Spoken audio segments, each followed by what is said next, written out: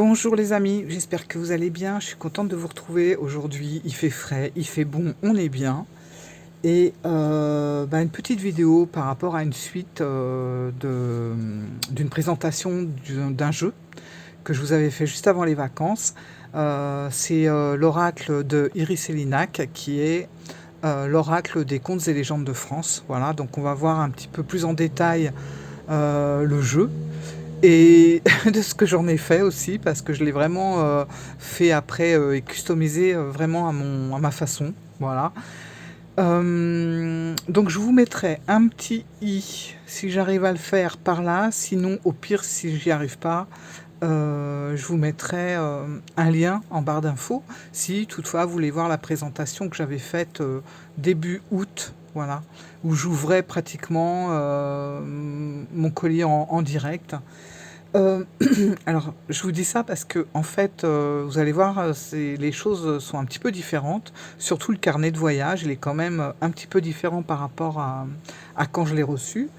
Alors, déjà, on reçoit tout ça. Alors, j'ai quand même gardé. Bon, il y avait une deuxième enveloppe, je l'ai plus. J'ai quand même gardé cette enveloppe-là où on avait les cartes. Et il y avait une autre petite enveloppe craft avec tous les petits cadeaux que Iris nous rajoutait dedans. Voilà. Donc je vais vous montrer tout ça. Et puis on a également, alors je vais prendre le fameux carnet de voyage. Voilà, je ne sais pas si vous voyez bien. Alors voilà, moi je l'ai vraiment fait à ma sauce. Donc on va voir tout ça ensemble. Donc on a le carnet de voyage, alors bien sûr, qui à la base n'est pas comme ça. Alors ce carnet de voyage, moi déjà j'ai adoré le concept. Le concept du jeu déjà en lui-même, de découvrir les contes et les légendes de France avec un jeu de cartes, plus un carnet de voyage où on est guidé, où on est emmené par rapport à toute une histoire. Moi j'ai été fasciné et emporté dans ce délire, quoi. J'ai adoré. En plus, c'était un petit peu, c'était au début du mois d'août. Bon, du coup, les gens partaient en vacances, donc c'était vraiment chouette. Ceci dit, même si on part pas en vacances, il est tout à fait utile et il nous fait autant rêver, hein. Alors, je vais commencer par vous montrer un petit peu le carnet de voyage. Alors déjà, moi, ce que j'ai fait, ça c'est tout ce qu'on reçoit en petit plus, hein, une petite enveloppe cadeau. Et Iris nous faisait parvenir donc des petits stickers, il y en a 4. Donc il y a Barbe Bleue, on a Marie Crawette, et puis je vous montrerai, il y en a 2 autres que j'ai collé aussi dans le carnet. Et j'ai également récupéré le seau qui est ici, qui fermait, je crois, que c'était l'enveloppe, là, vous voyez, encore la trace. Du coup, je l'ai récupéré, je l'ai collé là, puis alors ça tient super bien. Voilà, donc je l'ai vraiment customisé à ma façon. Et puis, j'ai fait pareil pour l'intérieur, où j'ai encore mis une petite bande de dentelle. Voilà. On avait aussi une petite fiche avec des tirages, 4 tirages. Donc pour avoir toujours ces tirages à portée de main, sans que ça soit une feuille volante ou que je sois obligé d'emmener une enveloppe en plus que je pourrais perdre, moi j'ai tout collé avec du washi tape, j'ai tout collé sur le carnet. Voilà, je peux quand même bouger et puis voir recto verso mes 4 tirages. Donc on a le tirage de la rose Pimperley, on a le tirage de la Cam Cruise, on a également le tirage de Marie Crawette et le tirage de la Dame Blanche. Voilà.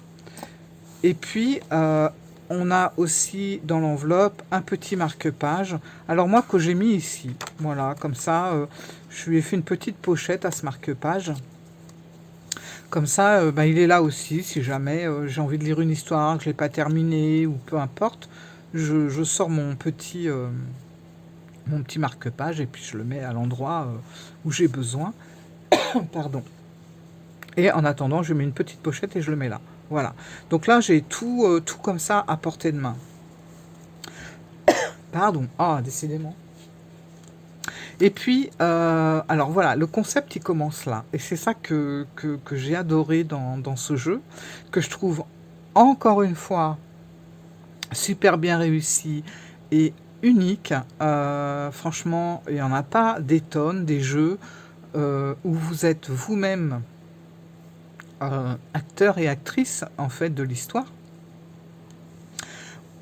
Ça me gratte dans la gorge. Pardon. Et du coup, on voit que l'histoire commence le 29 décembre. Et là, c'est vraiment quelque chose que j'ai... Excusez-moi, mais ça me grattait dans la gorge. Et là, en fait, le 22 décembre, tout va commencer. Je ne vais pas vous lire les 4 pages, parce que s'il y a des gens qui sont intéressés pour acheter le jeu, d'ailleurs, je vais vous parler du jeu, il n'en reste plus qu'une dizaine à Iris. Et puis après, ben, l'édition, c'est une édition limitée à 100 exemplaires. Ça a d'ailleurs vachement bien marché, puisque tout est pratiquement parti au mois d'août. Et ben, il en reste une dizaine là maintenant. Donc il faut savoir que si une autre édition sort par la suite, on n'aura pas tous les petits cadeaux qu'on a en plus. Voilà. Ça sera 100. Alors, du coup, alors, on rentre dans le vif du sujet, on rentre vraiment dans l'histoire, et c'est vraiment en 4 pages. C'est bon, Iris, elle nous a embarqués, quoi. Moi, ça m'a fasciné. Alors, c'est vrai que, franchement, je vous conseille à fond de lire ces 4 pages avant de continuer, que ça soit le jeu, que ça soit le livre, à regarder les contes et les légendes qu'il y a dedans. Franchement, lisez ces 4 pages-là, c'est très rapide, il y a des petits dessins, tout ça, pour encore mieux comprendre et être encore mieux immergé bah, dans tout ce parcours de France, en fait, parce qu'il y a vraiment une part de gros mystère, et on comprend, quand on a ça dans les mains, on comprend pourquoi on l'a et ce qui s'est passé. Voilà, donc lisez vraiment ces 4 pages, c'est super important. Et puis après, voilà, alors les choses se terminent le 4 janvier. Là, ça y est, on est parti. J'aime bien parce qu'il y a même les... Et ça j'adore, les traces de rondes, enfin, de tasses de café, des taches et tout, j'adore. Ça donne vraiment un petit côté précieux et ancien au livre. Et puis voilà, là on est parti avec la première histoire qui va être la danse des fantômes. Alors c'est en Île-de-France. Donc bah voilà, alors moi cet été, au mois d'août, j'aurais aimé partir un petit peu à droite à gauche. Malheureusement, pour des raisons personnelles, ça n'a pas pu se faire, mais j'espère le faire quand même avant la fin de l'année. Voilà, en tout cas pour ce qui est l'Île-de-France, et si je dois partir dans le sud, bah, j'emmènerai également mon carnet de voyage pour voir ce qu'il y a dans le coin.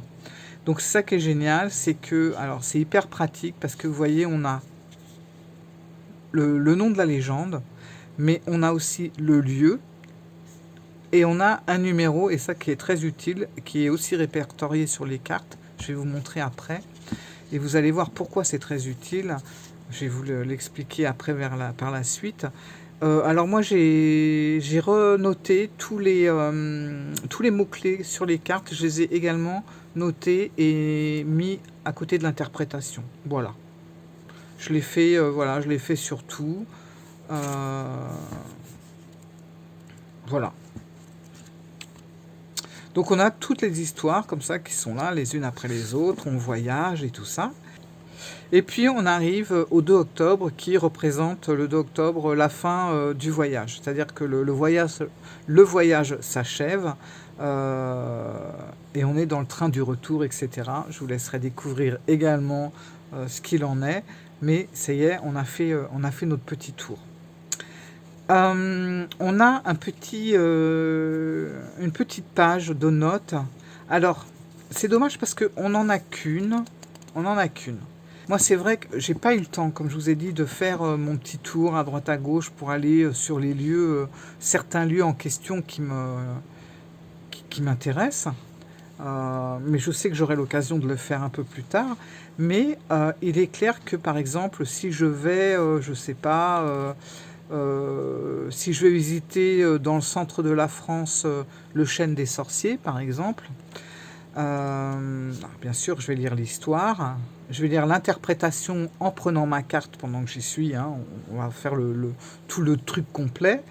Et je pense que si j'ai par exemple un ressenti, des réflexions, ou si je vais visiter quelque chose à cet endroit et que j'ai un ticket par exemple, un truc comme ça, ce que je ferais, je rajouterais, je pense, une petite page ici et je collerai tout ce qui est en lien avec ce que j'ai visité de ce conte ou de cette légende. Voilà. Et je le ferai pour chaque endroit visité. Alors bon, je ne vais pas tous les visiter parce que ça demande énormément de temps, etc. Mais voilà, si je sais pas, je vais en Franche-Comté et que je vais voir ou que je vais un petit peu tâter à droite à gauche le Fulto, eh ben je mettrai une page et je collerai également tout ce que j'aurais ressenti et éprouvé dans cet endroit. Voilà. Et je le ferai sur chaque lieu, sauf s'il y a des lieux qui ne m'inspirent pas, dans ce cas-là, je ne mettrai rien. Mais voilà, ça sera vraiment le carnet de voyage dans toute sa splendeur, en fait. Et je trouve que ça, c'est génial parce que, déjà, ne serait-ce que quand on lit l'histoire, euh, après, quand on va sur la carte, forcément, elle va nous parler avec beaucoup plus de ça va être plus concret, quoi. On va encore plus comprendre parce que forcément, il y a plein de légendes qui nous parlent pas comme ça au premier abord, hein, sauf si on est du coin et encore pas toutes. Le fait de lire la petite histoire et de prendre ensuite les cartes, et ben voilà, ça va nous rappeler tel truc, ah bah tiens, là c'est ça, etc. Et je trouve que déjà ça rend si on fait des tirages, ça rend vraiment la lecture beaucoup plus simple. Euh, voilà, donc c'est vraiment... il est hyper complet en fait ce jeu. C'est-à-dire que Iris, elle nous a lié le folklore des légendes et des contes français. Et en même temps, on a un jeu de cartes, un jeu d'oracle qui est avec lequel on apprend plein de choses, hein. Et on a, je vais vous montrer, c'est pas fini, on a également un plan, voilà, carrément, un plan de la France avec des petits points numérotés. Et bien entendu, comme tout est pensé, voilà, c'est numéroté au nom de la carte, enfin au numéro de la carte également, et au numéro qui est ici. Donc déjà, c'est hyper facile à retrouver, vous ne cherchez pas 3 heures, vous n'avez pas regardé un sommaire ou quoi. C'est tac tac, le numéro, la carte, la page, on y est. Voilà. Et ça, c'est vachement pratique. Donc moi, je l'ai collé, voilà, à la fin. Pour l'avoir pareil, hein, sous la main. Et puis on a aussi en plus un petit fait d'actualité, une petite information. Alors je sais qu'on n'a pas tous et toutes les mêmes. Moi, j'ai eu quelque chose en rapport avec Saturne. Je sais, bon voilà, pour moi c'était ça. Il y a d'autres personnes, ça a été un personnage, etc. Et je trouve ça super intéressant parce que j'ai appris plein de trucs. J'ai appris déjà que Saturne avait des saisons. Enfin, s'il y avait des saisons sur Saturne, elles dureraient 7 ans. Alors je vous dis pas 7 ans d'hiver, 7 ans d'été. Merci, hein. Euh, 7 ans de chaleur comme on a eu, c'est bon. Donc ça durait 7 ans. Et que l'anneau de Saturne comporte 3 parties. Enfin bon, j'ai appris plein de petits trucs comme ça. Euh, Voilà, et puis un truc, alors voilà, les deux autres stickers, ils sont ici. Donc on a celui de la chèvre d'or et de la galipote. Voilà, moi j'ai stické ici, sur la page du 2 octobre, quand le voyage s'achève, allez hop, j'ai mis ça. Et puis, et ça je crois qu'on l'a tous su, c'est le fait divers de l'étrange disparition de l'inventeur du spiritope, non, alors attendez, du spiritotype, pardon, truc incroyable, encore cette histoire. Très intéressant. Si vous recevez le jeu, enfin, je parle pour la première édition parce que je pense pas que tout ça sera dans la deuxième.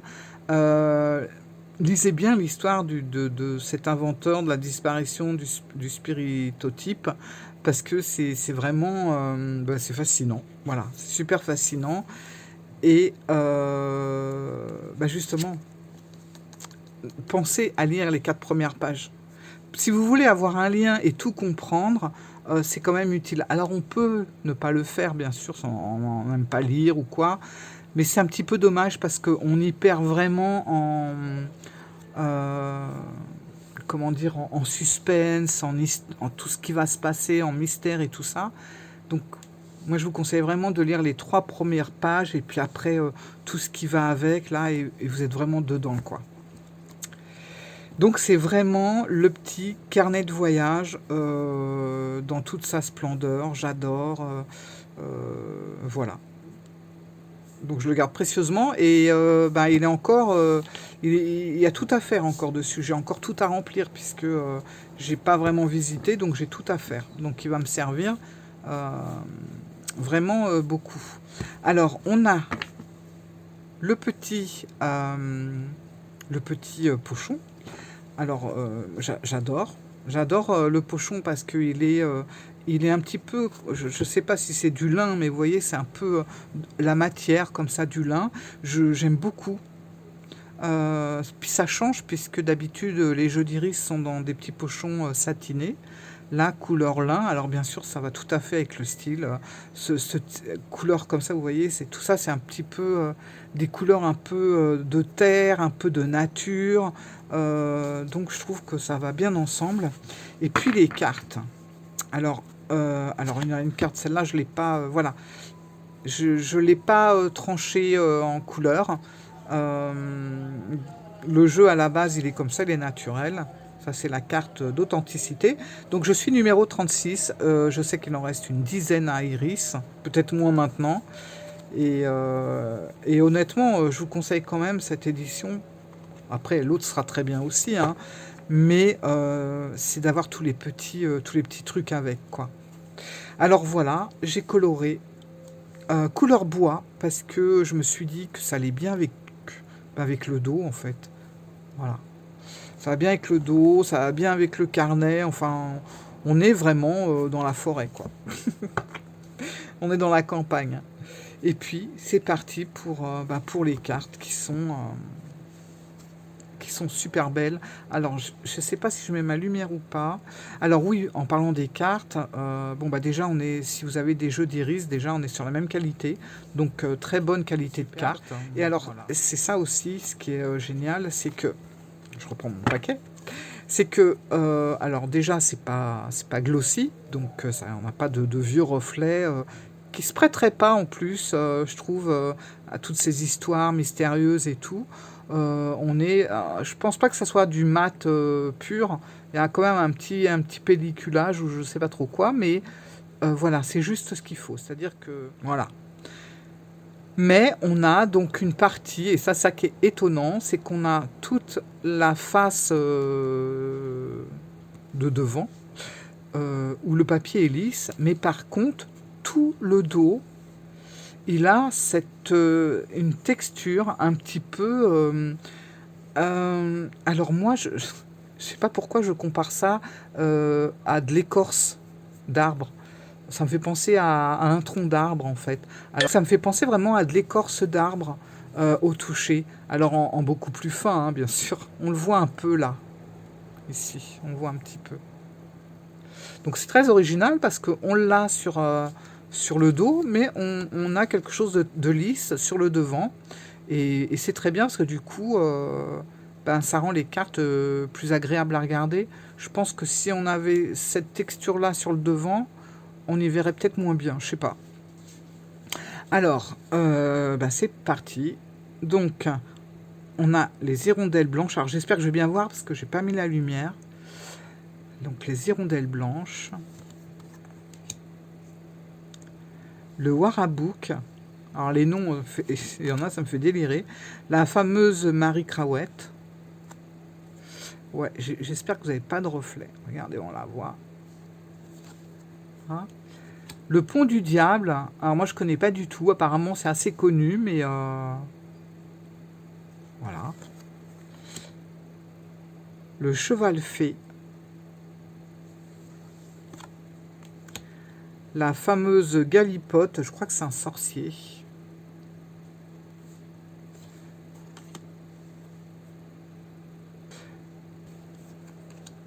Tante Harry. Hop. La dame blanche.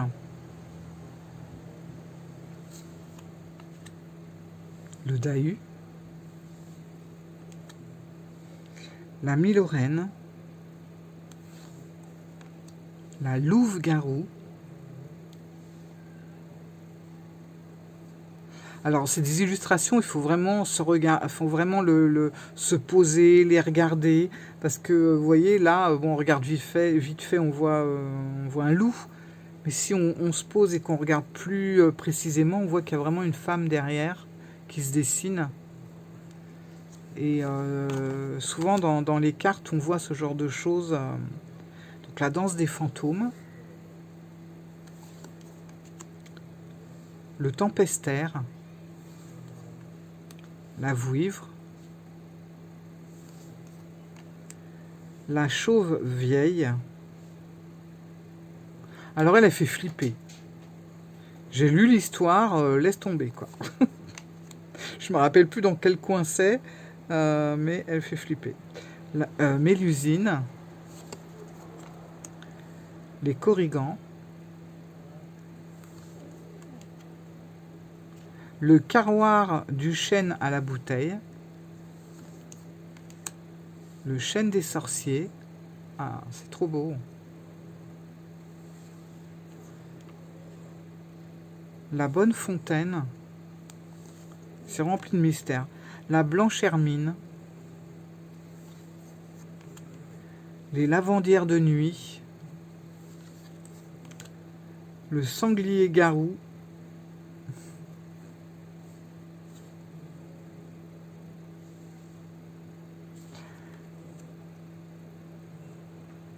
La charmuselle.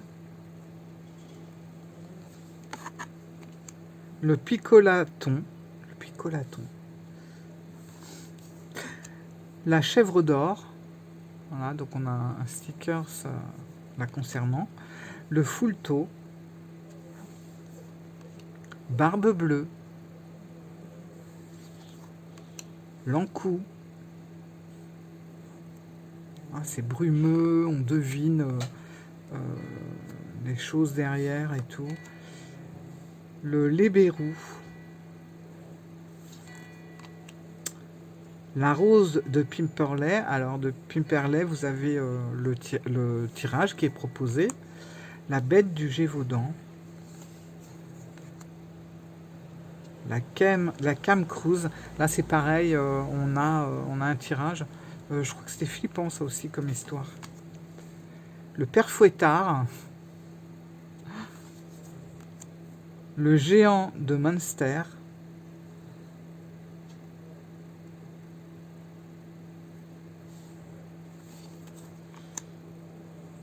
Donna Degois, qui est la dame d'eau, je crois, que j'avais vu sur le carnet.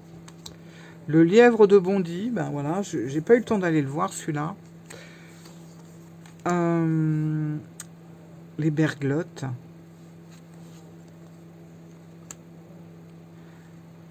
Le puits de la Bérane. La ville 10. La velue. Le tarasque. Ah, il est effroyable, lui. C'est pareil, c'est quelque chose, l'histoire. Hein. L'orcu.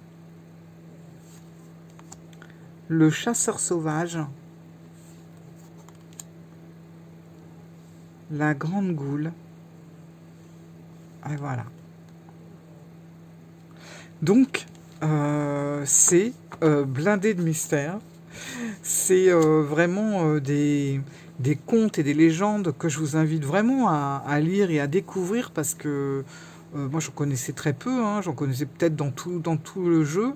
Je crois qu'il y a combien de cartes d'ailleurs? 44, je suis pas sûr. Attendez, je regarde. Il y a... Ah non, il y a plus que ça, qu'est-ce que je dis? 46 cartes. 46. Sur 46 cartes, je sais pas, j'ai dû entendre parler peut-être de 5, allez 6 à tout casser, le reste je le découvre quoi. Et c'est magique, franchement c'est magique. Alors il y en a, c'est chouette et il y en a d'autres, c'est flippant franchement. Mais c'est super intéressant. Et de pouvoir comme ça se laisser guider avec le carnet de voyage, je trouve ça bien. Alors déjà, on peut faire des tirages, c'est une bonne chose. On peut emmener son jeu à droite à gauche avec le livret. On découvre en plus d'avoir notre jeu avec nous et puis de se l'approprier et puis de le connaître et tout ça. Et ben on va découvrir une région, on va découvrir une légende et, et je trouve que c'est encore un plus par rapport au jeu. C'est-à-dire qu'on arrive à se l'approprier de plus en plus. Et du coup, il nous parle plus facilement du fait d'avoir été dans cette région, d'avoir découvert ce conte, cette légende, et puis d'avoir la carte avec nous, de mieux la comprendre, de mieux la visualiser. Finalement, ça facilite vachement le tirage. Et je trouve que ça, c'est encore une fois assez unique dans son genre, quoi. C'est plus qu'un simple jeu d'oracle. Voilà. C'est vraiment quelque chose qui nous fait découvrir un autre pays que je trouve complet pour toutes ces passions de promenade, de balade, de voyage, de customisation, parce que je me suis bien éclaté à le faire, et pouvoir en faire aussi un chouette jeu de cartes, quoi. Un chouette oracle. Voilà. Je ne sais pas si je vous l'ai dit, mais je le rajoute quand même, et ça vaut le coup d'être souligné. Faut savoir quand même que Iris fait tout en France. Voilà, et ça c'est important. C'est imprimé en France, c'est pas quelque chose qui part à l'autre bout du monde. Voilà. Et ben écoutez, franchement, je vous remercie. J'espère que cette vidéo vous a plu. Et puis moi, je vais aller découvrir là encore quelques... J'en découvre un petit peu tous les jours. Hein. Je vais pas mentir, j'ai pas lu toutes les histoires encore. J'en ai lu quelques-unes, mais pas toutes. Et régulièrement, j'en lis une et je me sors la carte qui correspond. Et j'essaye vraiment de me l'imprégner. Voilà. Voilà mes amis. Et ben écoutez, je vous fais plein de gros bisous. Et je vous dis à très bientôt. Et la prochaine... bon, allez, je vous le dis tout de suite. Hein, on va pas faire de vieux suspense. Mais prochaine vidéo, je pense que ça sera sur les carnets. Voilà. Comme ça, ça changera un petit peu. Je vous montrerai les 3 carnets que j'utilise et comment je les utilise. Et ils ont vraiment des fonctions bien précises. Voilà. Je vous fais des gros bisous. Je vous dis à très bientôt. Allez, je vous embrasse. Ciao!